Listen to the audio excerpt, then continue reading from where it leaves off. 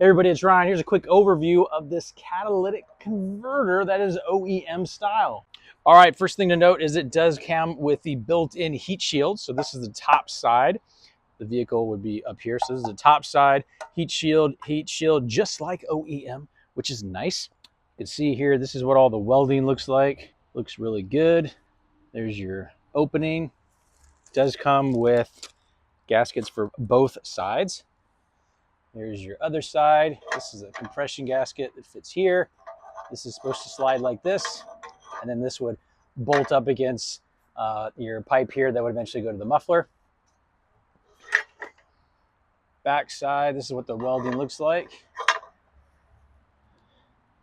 Looks to be good. Looks to be good.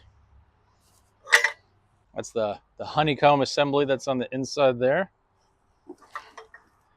Same on that side. A little debris from me. I gotta blow that out before installing. Per the OEM specs, the total length is right about 28.5 inches right there. Per OEM specs, right at 2.25 on the exit. And then the entrance side has this sort of oval shape. It's right at about 3 3/4, which again, it's OEM spec. Hopefully this answers any question you might have about this catalytic converter. And we'll talk to you soon.